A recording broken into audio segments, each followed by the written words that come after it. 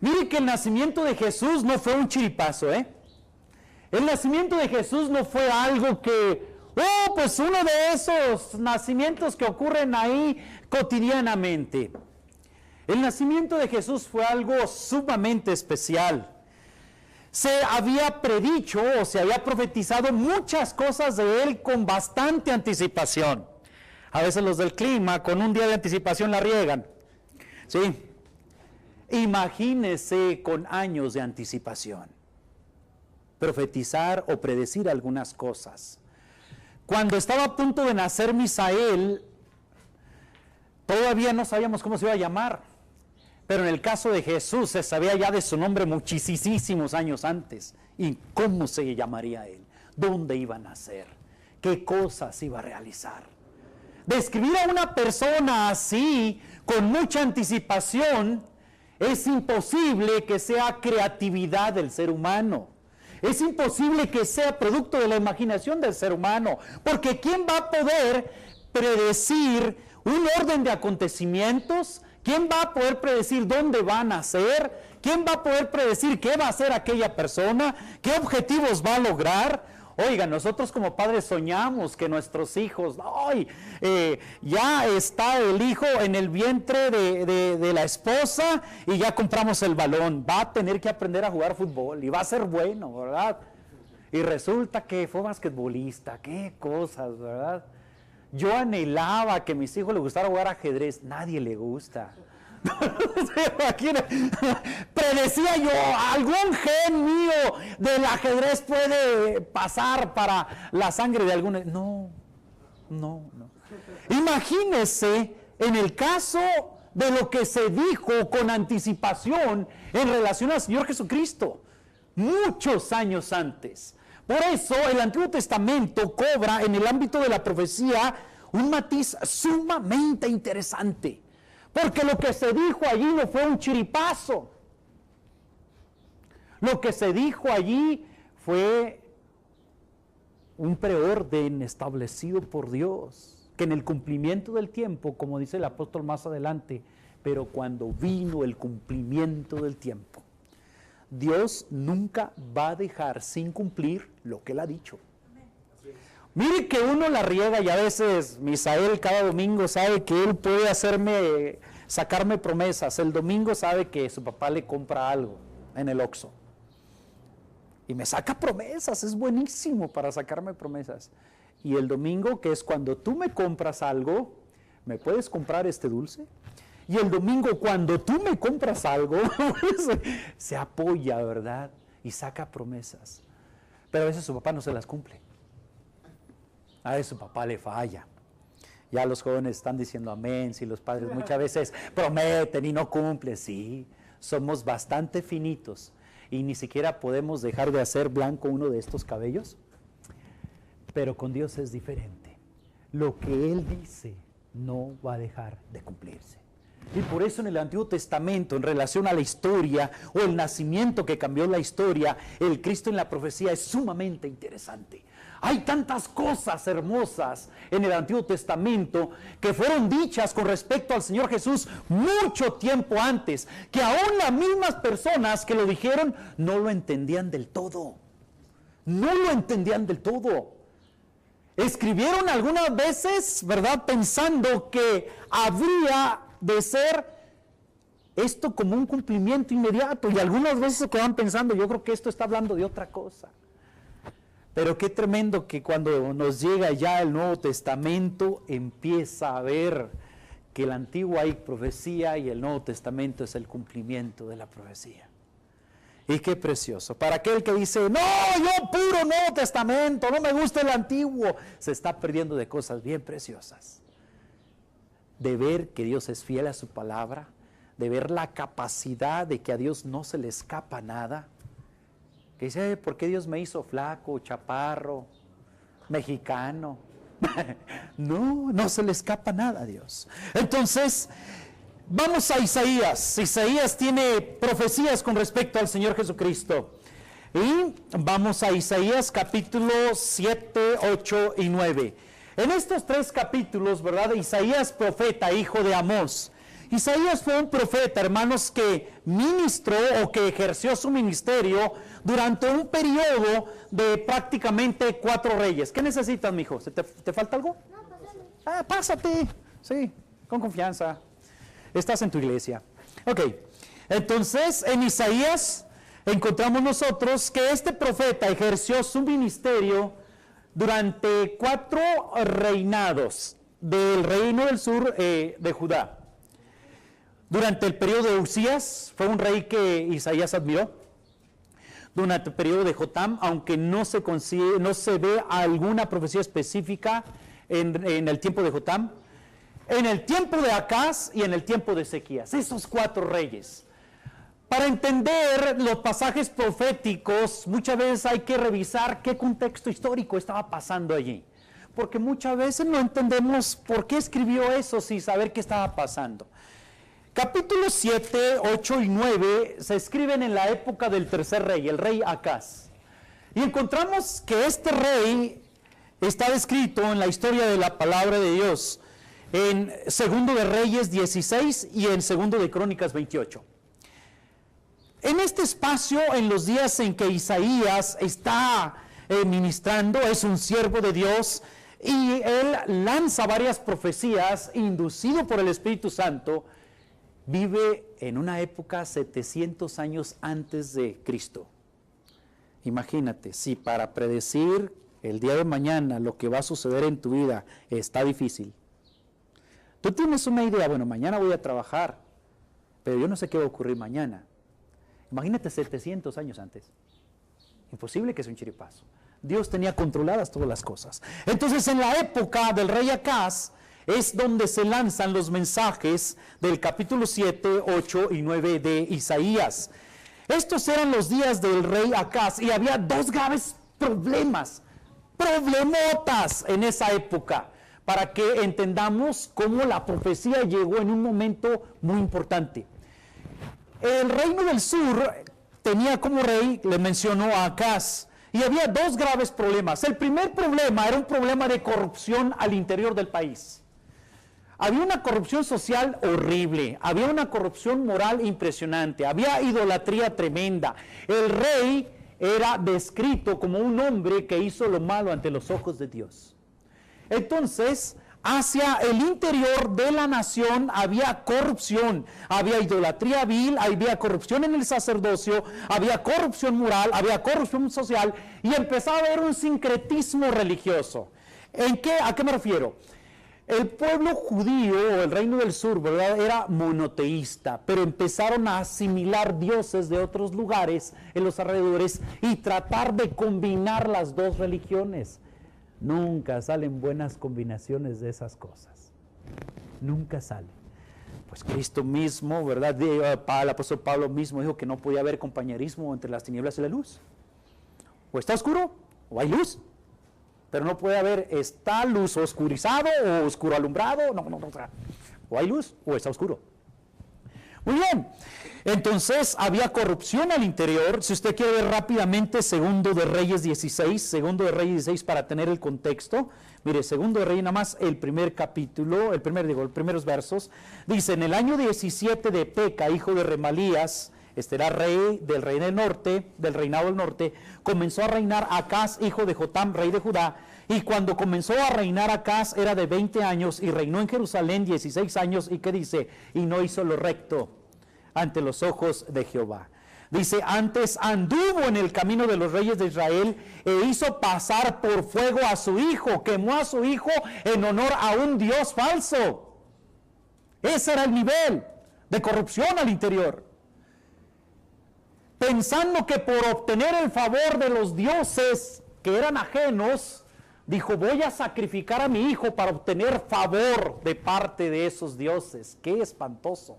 Dios nunca pidió cosas hacia su pueblo. Ese era el nivel de corrupción que había al interior del país.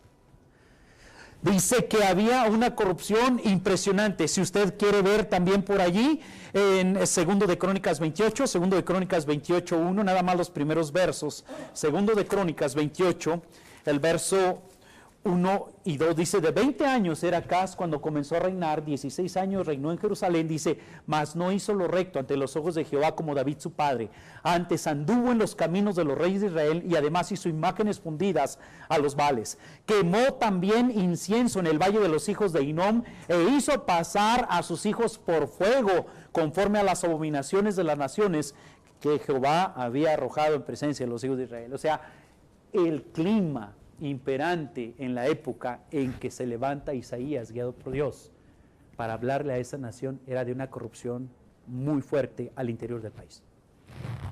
Pero por consecuencia surgió el segundo problema.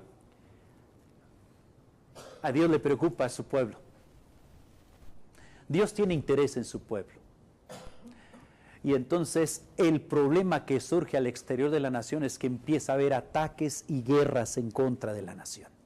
Se levantan un par de reyes belicosos, peleoneros, terribles, de esos con la naturaleza de cuando yo conocía a un muchacho en la primaria, el Neto. El Neto le encantaba golpear a chicos en la escuela, por gusto. Uno no quería pasar enfrente de la casa del Neto. Siempre le sacaba uno la vuelta. Pues así como el Neto, pero superdimensionado, Peca, hijo de Remalías, y Resín, rey de Siria, empezaron a atacar fuertemente por gusto al reinado de Judá.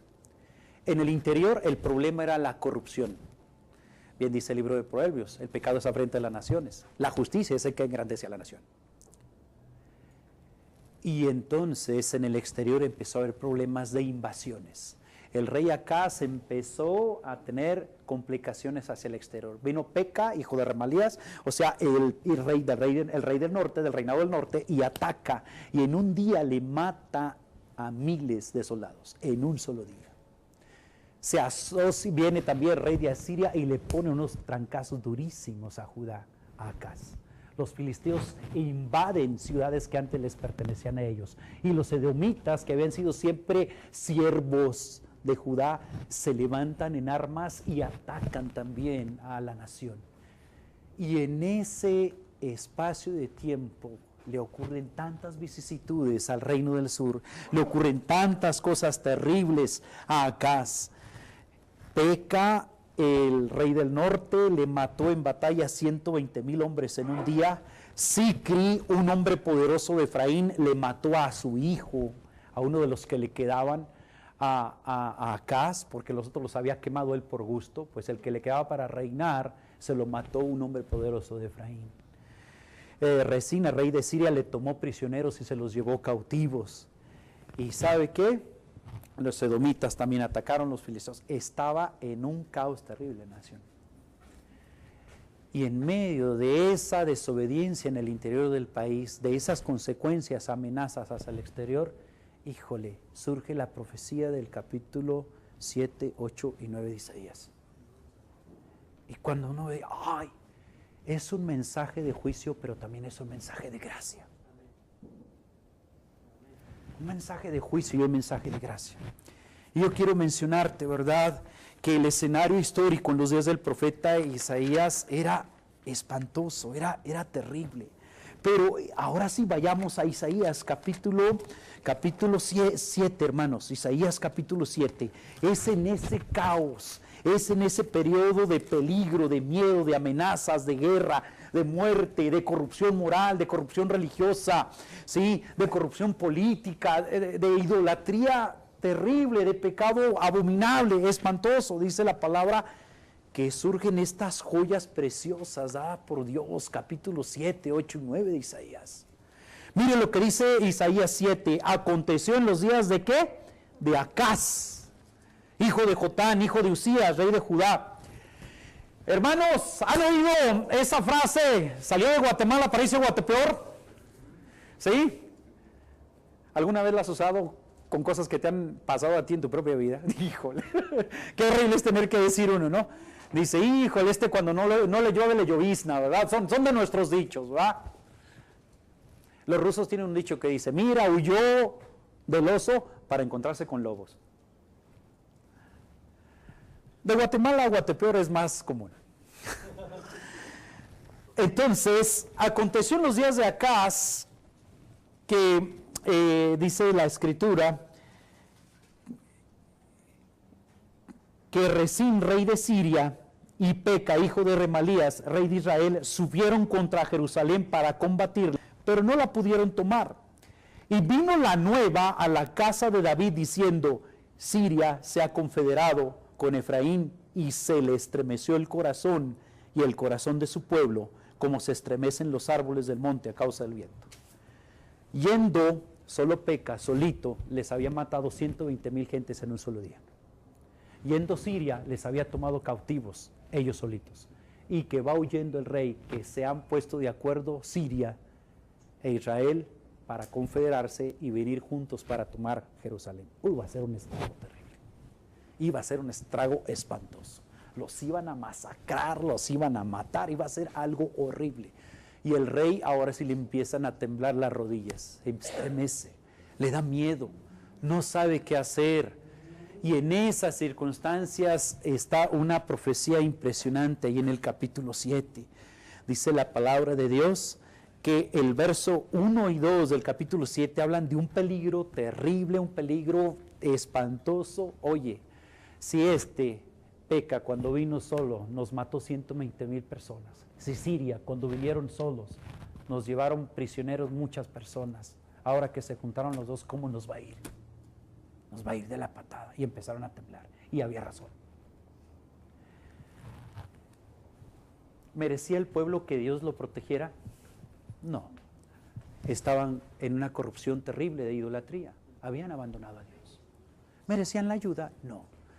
Pero híjole, qué potente el surgimiento del capítulo 7, que Dios les manda un mensaje. Y llega Isaías, y a un hombre que no tenía temor de Dios, pero que tenía temor del hombre que venía de estos dos que venían para tocarlo. Qué tremendo. Entonces dice el verso 3, entonces dijo Jehová a Isaías: sal al encuentro de Acaz, tú y tu hijo, y dale este mensaje. Y le empieza a dar una serie de versos que sabe que terminan al finalizar el capítulo 7, pero dentro de esto está el verso 14 precioso como profecía. Le dice Isaías: tienes miedo, ¿verdad? Porque ahora Siria y el reino del norte se han unido para venir a destruirte. Pero ahí te va un mensaje de ayuda. Y el mensaje profético es, entre ellos, el verso 14. Por tanto, el Señor mismo te va a dar una señal. Cuando Isaías le dice: ¿crees que Dios te puede ayudar? Tenía dudas, el tipo estaba muy mezclado en la idolatría, no creía que Dios le podía ayudar, había acudido a los dioses ajenos para buscar ayuda. Y simplemente dice: no, yo no quiero molestar a Dios, porque pensaba que Dios no tenía injerencia. Le dice: ay, cómo eres incrédulo. Pues bueno, Dios de todos modos te va a dar una señal. He aquí una virgen concebirá y dará a luz un hijo, y llamará su nombre Manuel. Y hay una doble situación de profecía allí, un doble cumplimiento.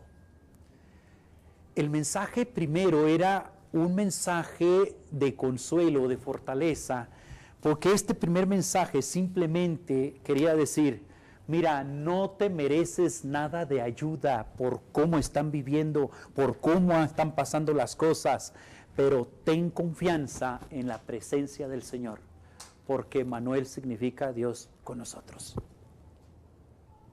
Ay, hermanos, qué tremendo es aquel pasaje ahora aplicándolo en nuestra vida, cuando entendemos que muchas veces, aunque no somos fieles, Dios permanece fiel. Y ahí está, su pueblo merece más bien que lo masacren, su pueblo merece más bien que sea llevado cautivo, que lo destrocen totalmente, y Dios les manda un mensaje de juicio, pero también de gracia. ¿Te acuerdas cómo te fue con Peca? Sí, me mató 120,000 soldados. ¿Te acuerdas cómo te fue con el rey de Siria? Sí, se llevó cautivos a varias personas. ¿Sabes que ya se juntaron los dos y vienen para acá? Híjole. Ay. Pero ¿sabes qué? Ten confianza. Emmanuel, Dios con nosotros. No lo mereces, pero ahí está la gracia. Emmanuel, Dios con nosotros. Y precisamente allá en el Nuevo Testamento, El primer cumplimiento era un mensaje de consuelo. Ten confianza en la presencia de Dios en el pueblo de Israel. ¿Qué andas confiando en dioses que no te ayudan? Confía en quien sí está presente en tu vida. La presencia de Dios allí, Emmanuel, Dios con nosotros.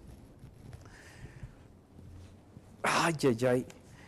En Mateo 1:23, hermanos, vemos que precisamente después, ahora en el tiempo en que viene la buena noticia, ¿verdad?, para el pueblo de Israel, 700 años después, José pretende huir y dejar a María solita porque se da cuenta que está embarazada y no era de él.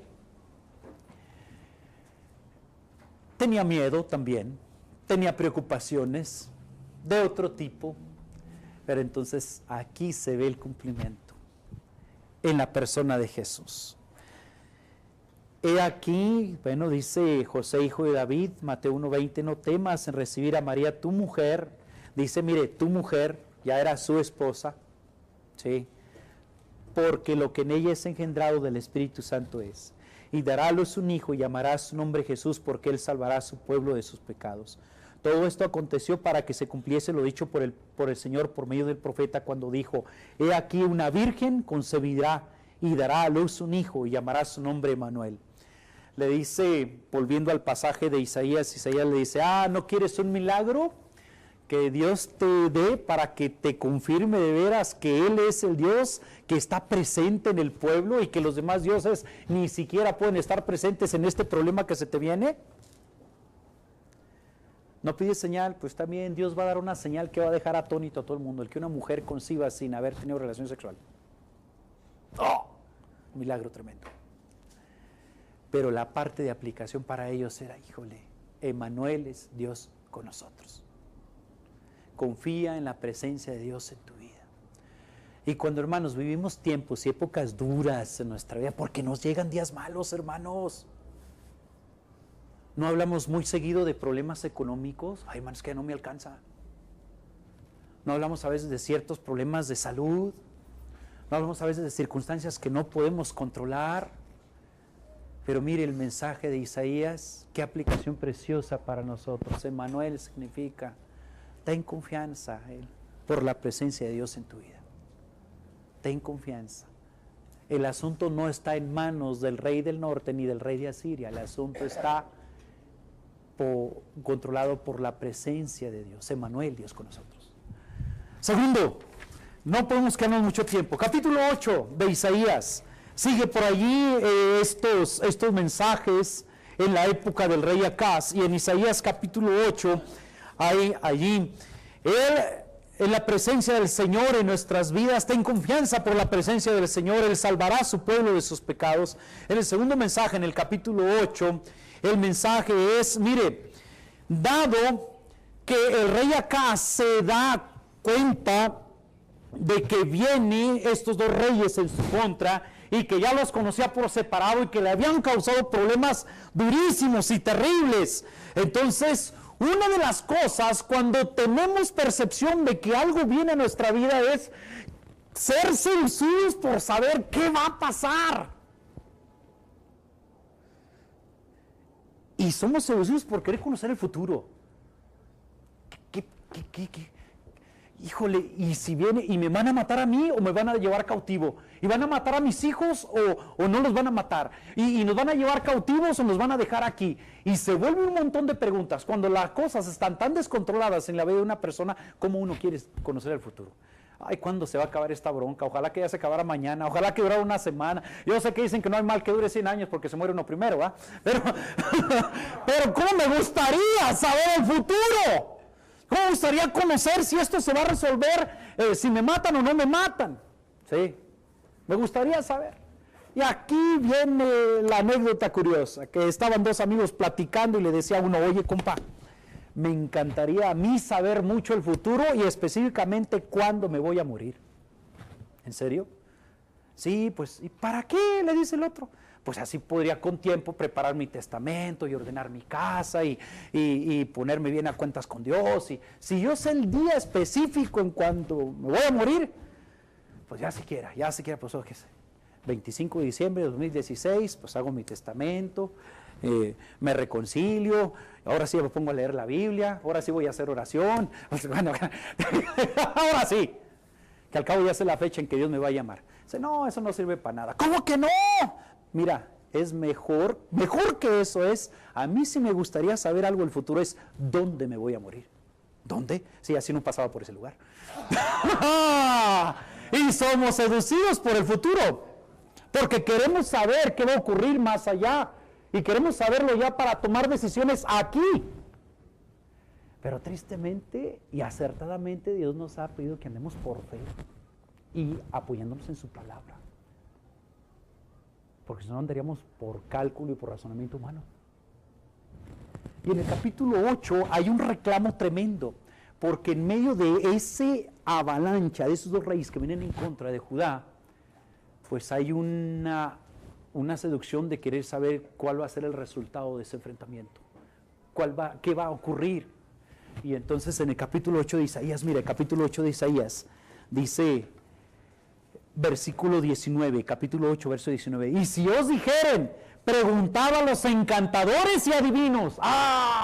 Había mucho encantador, había mucho adivino, a los que el pueblo de Israel, en lugar de orar y pedir a Dios fortaleza y pedir dirección de Dios, estaban yendo a que le leyeran los asientos del café, que le leyeran la mano, que les aventaran las cartas del tarot, a ver si me voy a casar con aquel o con aquel. Decía aquellita. Quiero saber el futuro. No. Y ellos, dice, hey, y si os dijeren, preguntad a los encantadores y a los adivinos que susurran hablando, responded. Estos encantadores o adivinos, el contexto eran personas que supuestamente podían hacer traer a los muertos y que por medio de los muertos les informaran a ellos el futuro, porque los muertos ya sus espíritus andaban vagando según la idolatría pagana y podían conocer todo lo que estaba ocurriendo. Y dice, qué triste, dice Isaías. Por eso es un mensaje de juicio, pero un mensaje de gracia. Se están acudiendo con encantadores, con adivinos. Dice que susurran hablando, dice responder, dice, ¿no consultará el pueblo a su Dios? ¿Consultará a los muertos por los vivos?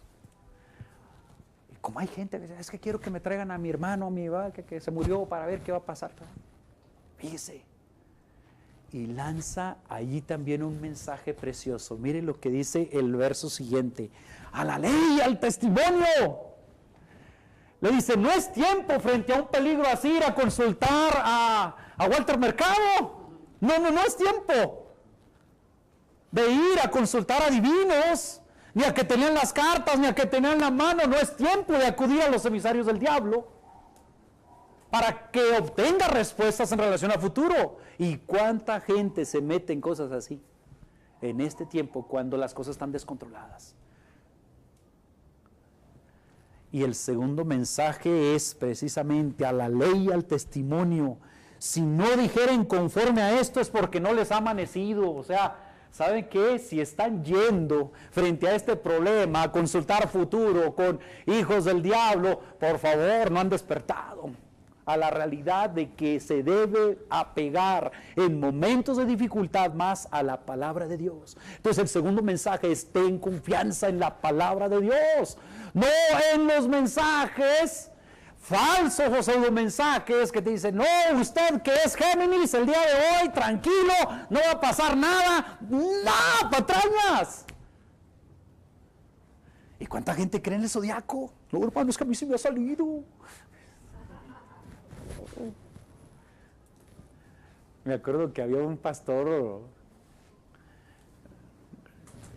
tejano ahí en el lado de Brownsville que decía Boloni. Un día le dijo, hermano, estaba chico, ¿qué quiere decir Boloni? Pues Boloni es así como que es un tipo de embutido, dice, pero que no es jamón, está hecho de las obras.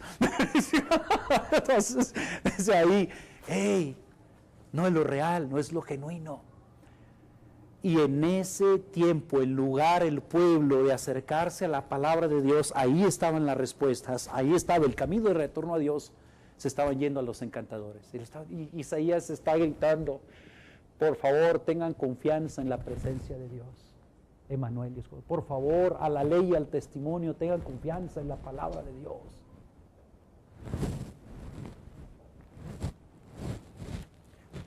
Ten confianza en la palabra de Dios. Sí, había incertidumbre, había miedo, no se sabía qué iba a pasar en el encontronazo de estos dos que venían. ¿Sí? Ganaremos, perderemos, nos van a poner una arrastrada, nos van a matar, y hay que a saber el futuro y consultar a divinos y a consultar a altares idólatras. Y aquí está el grito a la ley y al testimonio. Hoy diríamos, ¿qué dice la Biblia para esta situación aplicada en mi época? En la época de la Reforma llegaron a entender solo Escritura, sola Escritura, nada más.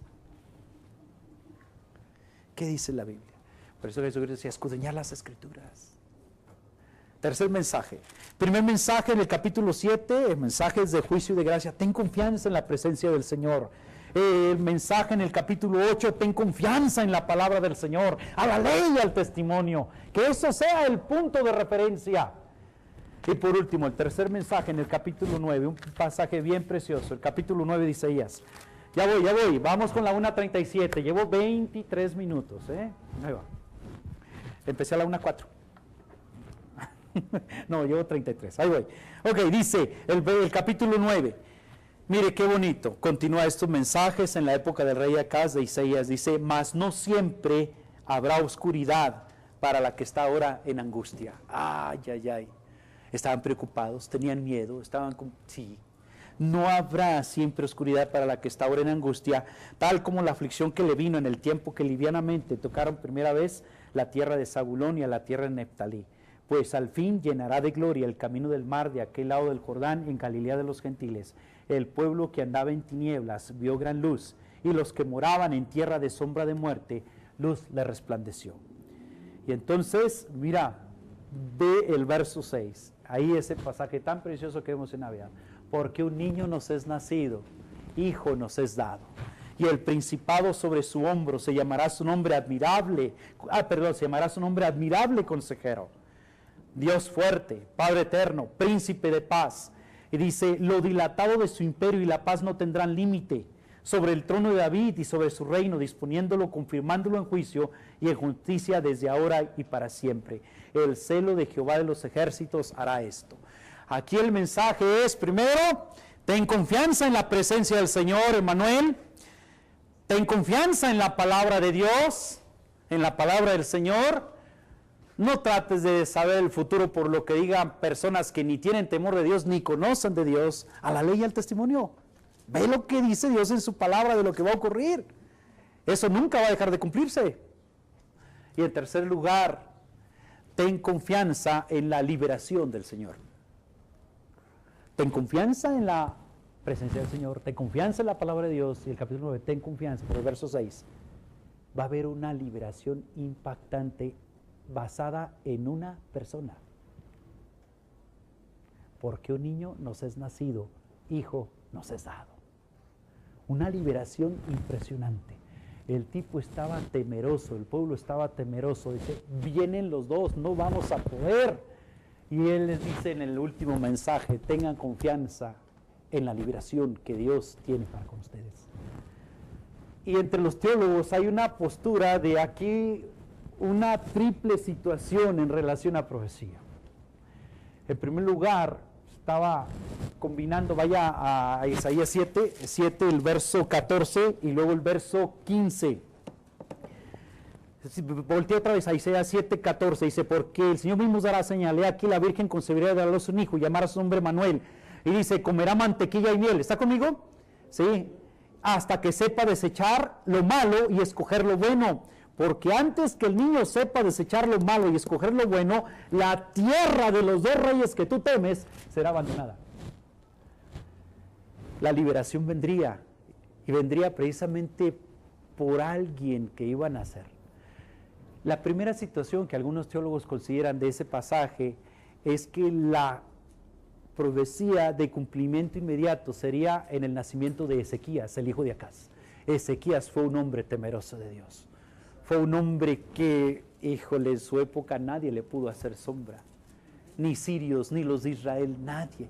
Aun cuando no tuvo fuerzas contra Sennacherib, rey de Asiria, supo ir a la ley y al testimonio, supo orar, y Dios hizo las cosas de una manera impresionante.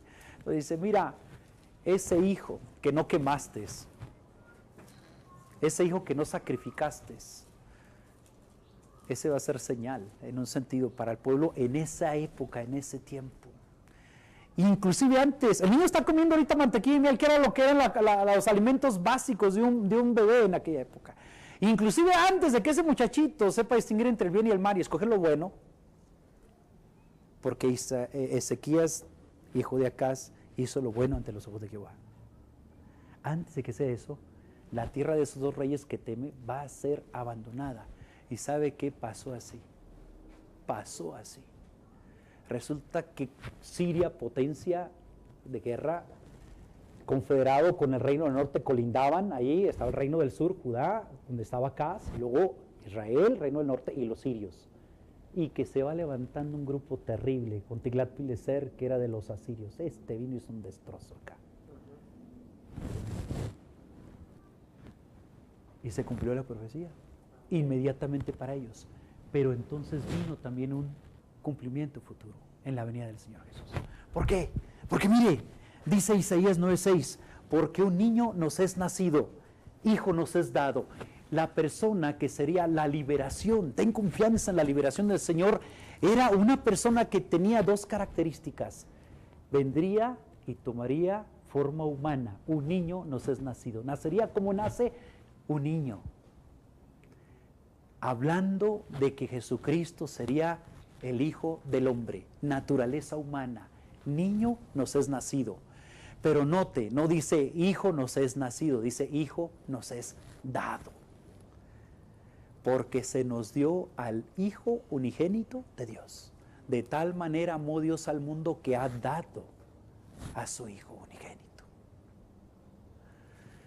La liberación del Señor profetizada 700 años antes, la liberación del pueblo de Israel profetizada en la época de Isaías, apuntaba inmediatamente que en la época de Ezequías las cosas cambiarían.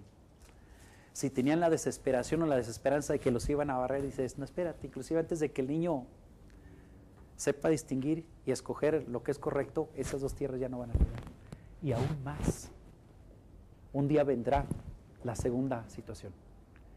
Se le va a presentar a una persona que va a nacer como un niño en su naturaleza humana, pero que también tendrá naturaleza divina, porque es dar un hijo, y Dios dio a su hijo. Porque un niño nos es nacido, hijo nos es dado. Un niño nos es nacido, nos ha nacido un niño. Juan 1:14 nos hablaba Armando la semana pasada, y aquel verbo fue hecho carne y habitó entre nosotros. Y aquel Jesús fue hecho carne y habitó entre nosotros. ¿Sí? Nos ha nacido el Hijo del Hombre. Hijo nos ha sido dado. Juan 3:16, Dios dio a su Hijo, se nos dio para liberación al Hijo de Dios. Y dice, y el principado sobre su hombro. Esta frase, el principado sobre su hombro, tendría un reinado inigualable. Nadie le podría hacer frente, nadie podría derrotarlo jamás. Y sabemos que un día Cristo reinará, y ahí va hasta el último periodo en la vida de Jesús. Pero cuando veíamos el Padre Nuestro con el hermano Luis en las predicaciones, ¿qué era una de las principales peticiones al inicio? Venga tu reino. El principado sobre su hombro. Dice, y este que va a venir, ten confianza en la liberación, porque nadie le va a poder hacer frente, nadie le va a intimidar, va a reinar. Y cuando oramos, Señor, venga tu reino, aún en la enseñanza que nos compartió el hermano Luis, el Padre nuestro, Señor, quiero sujetarme a tu autoridad. Quiero que tú gobiernes mi vida, de una vez por todas. Creo que estuve poniendo ahí las frases. Yo tengo todavía mis sobrecitos. Venga tu reino, porque el principado está sobre su hombro, o sea, porque la regencia, la autoridad, el dominio es total de aquel que viene. Y a continuación da 4 características que se las voy a leer, porque no quiero que se duerman, nada más. 4 características de este libertador victorioso. Ten confianza en la presencia del Señor, Emmanuel. Ten confianza en la palabra de Dios, a la ley y al testimonio, y ten confianza en la liberación del Señor. La liberación es una persona. La liberación era una persona y sigue siendo una persona en la actualidad. Jesús. Y las 4 características que tiene aquí, les digo una cosa, no son características navideñas, son características de un potentado militar. Admirable consejero. Son las dos, en hebreo es una sola palabra, admirable consejero. Este que sería el niño nacido y el hijo que se había dado, sería un consejero admirable. En los tiempos de guerra, los reyes, antes de lanzarse a la batalla, se hacían rodear de consejeros para decirles, atacamos aquí o no atacamos, hacemos esto o lo otro. Y a veces los mismos consejeros entraban en disputa para que su consejo prevaleciera respecto a qué acción el rey debía de tomar. Pero dice, híjole, será un admirable consejero. Y en la aplicación de nuestra vida en lo particular, híjole, qué mejor consejero necesitamos que el de Jesús en nuestra vida para guiarnos. Hermanos, disculpen la palabra, a veces somos tan sonsos para guiar nuestra vida. Metemos la pata cada rato. Pero aquí está, ten confianza en la liberación. Aquel que es la liberación sería un admirable consejero. No hay mejor consejo que el de él. También se le describe como Dios fuerte. Y uno puede decir, hasta el Antiguo Testamento da pautas de manera indirecta sobre la deidad de Jesús, Dios fuerte. Tendría poder infinito, poder para salvar completamente. Padre eterno. Esta palabra, esta frase característica, Padre eterno, en el hebreo eterno es olam, pero aquí es una palabra que es ad, que no es exactamente la palabra eterno, pero es uno similar, que es perpetuo. Y en la palabra esta perpetuo, que diría Padre perpetuamente, se entiende, será una persona que siempre actúa como un buen padre. Será una persona que siempre actúa como un buen padre. Mis queridos hijos pueden dar testimonio que muchas veces no he actuado como buen padre, que me he equivocado. A veces regañé al que no tenía que regañar o a la que no tenía que regañar. A veces confisqué cosas de una persona que no tenía que confiscarle, ¿verdad? Porque me equivoqué. A veces asumí prejuiciosamente que habían actuado así y así y eran más bien mis prejuicios que las realidades. Pero yo estoy limitado. Aquel que es el hijo dado, que es el niño nacido, siempre actúa como buen padre. Siempre actúa como buen padre. No se equivoca. Ni se le olvida nada. Podemos tener, hermanos, inclusive en nuestro corazón un poquito de inquietud si nuestro padre no fue buen padre con nosotros. Pero qué precioso, ten confianza en la liberación del Señor, que una de sus características, Él siempre, como Padre eterno, más bien es siempre buen padre. Siempre buen padre. Siempre buen padre. Y Jesús dijo, si vosotros siendo malos saben dar buenas dádivas a sus hijos, ¿cuánto más vuestro Padre Celestial dará buenas cosas?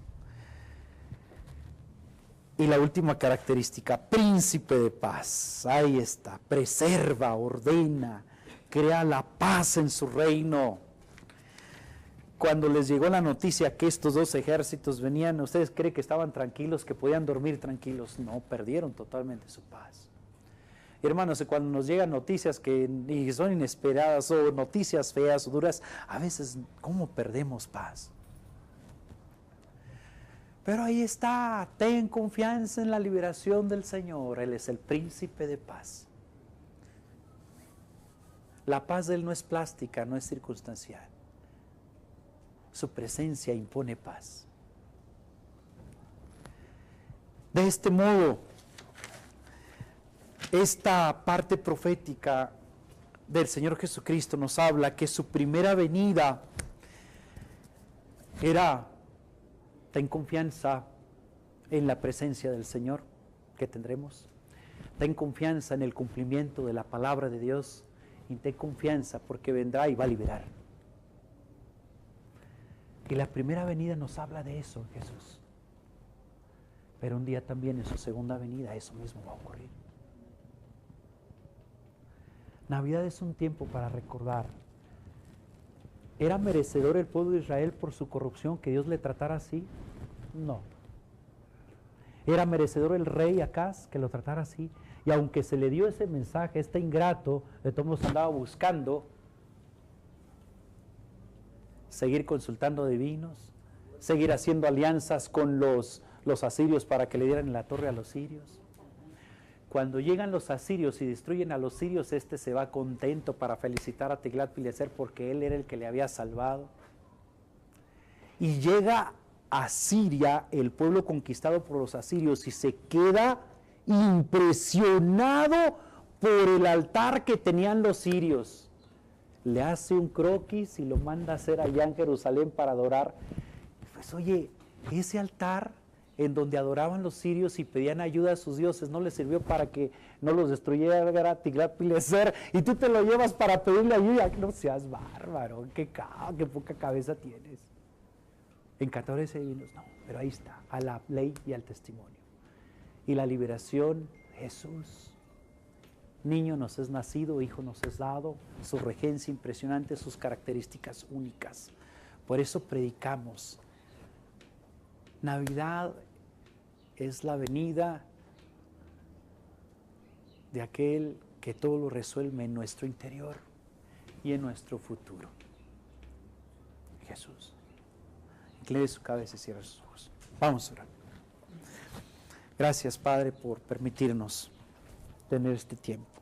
El Cristo en la profecía nos recuerda que debemos tener confianza en su presencia, que debemos tener confianza en su palabra y que debemos tener confianza en la liberación que usted propone.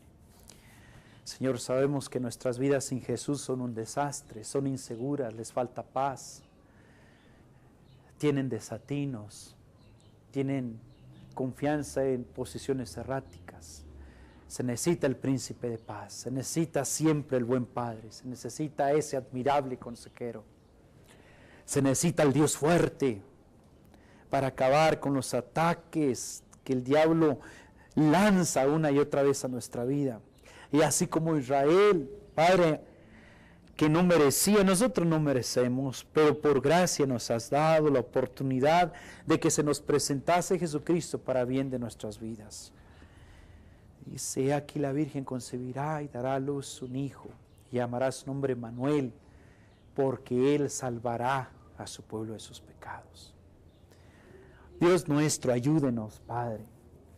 Permita que si hay alguna persona aquí que ha confiado más en otras cosas y no en la oportunidad de que la presencia de su Hijo esté en su vida, que ha confiado en otros esquemas teóricos y no en la palabra suya, que ha confiado en otras soluciones y no en la liberación que usted propone a través de su Jesucristo, que su misericordia le alcance y que su entendimiento se ilumine para que pueda ver en Jesús su única esperanza, su presencia, su palabra y su liberación.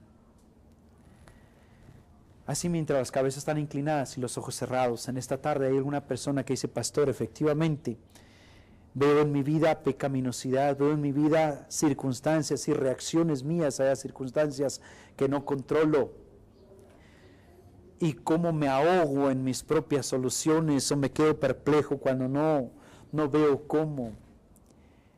He llevado mucho las riendas de mi vida, ya no quiero, he sido inadecuado, quiero que Dios dirija mi vida. Yo te doy buena noticia, la profecía dice que en Jesús precisamente podía haber cambio en tu corazón, podía haber cambio en tu vida. Primero tendrías la presencia de Él en tu corazón, tendrías la palabra como punto de referencia y tenías las acciones de Cristo en la vida de la persona como acciones de liberación en tu corazón. El perdón de tus pecados, tu redención, tu justificación,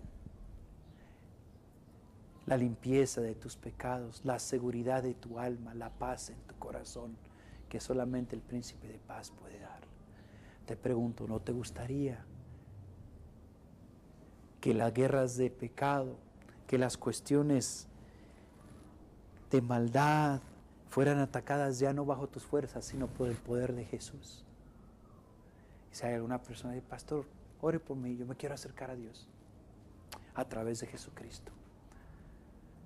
Quiero confiar de su presencia en mi vida, de su palabra como punto de referencia y de su liberación. Que Él vino para limpiarme de mis pecados, vino para darme seguridad eterna, vino para brindarme paz a mi corazón a través de confiar en su sacrificio, que Él tomó mi lugar para que Él muriera en lugar mío. Hoy yo quiero reconocer que me arrepiento de mis pecados y que pongo en Jesucristo toda mi confianza, porque Él es el niño nacido, el hijo que se me fue dado. ¿Hay alguna persona con su mano en alto? Quiero orar por usted, nada más puede levantarla y bajarla. Dios te bendiga, hermano, puedes bajar tu mano. Puedes bajar tu mano. Por otro lado, hay hermanos que digan, hermano, efectivamente a veces escucho cosas, me quedo muy pensativo por lo que escucho que no puedo controlar, como tal vez Acaz cuando escuchó que venían Peca y Rezín, rey de Siria, rey del norte. Y yo no quiero dejar de confiar en la palabra del Señor, no quiero dejar de confiar en la presencia del Señor y de que en Él siempre hay liberación. Que puede permitirme tener paz en medio de tormenta, aunque mis circunstancias no cambien, pero que sí puede tenerme en paz en medio de las circunstancias duras. Estoy ahorita en una situación complicada, pero ore por mí, yo quiero apoyarme en este Cristo profético, en este Cristo que así como fue profetizado, así es hoy. ¿Hay alguna persona, algún hermano? Ese hermano, ore por mí. Dios te bendiga, amigo, baja tu mano. Dios te bendiga, baja tu mano. Dios te bendiga, hermano, baja su mano. Gracias, Padre, por este tiempo. Dirígenos, ayúdanos, porque tú eres el mismo ayer y hoy por los siglos. Gracias porque Navidad nos habla de que no fue un nacimiento allí que fue un chiripazo, fue una profecía preciosa. Y muchas otras hay. Ayuda a cada uno de mis hermanos que con su mano en alto han expresado del trabajo, de la obra de tu Espíritu Santo en sus corazones. Te agradecemos por el cuidado que tienes de nuestra vida, de nuestra alma. Qué bueno que te tenemos, Padre Celestial, como nuestro Señor y Salvador. Bendice el tiempo que resta en nombre de Jesús. Amén. Gracias, hermanos. Dios les guarde. Salúdense unos a otros y pues en un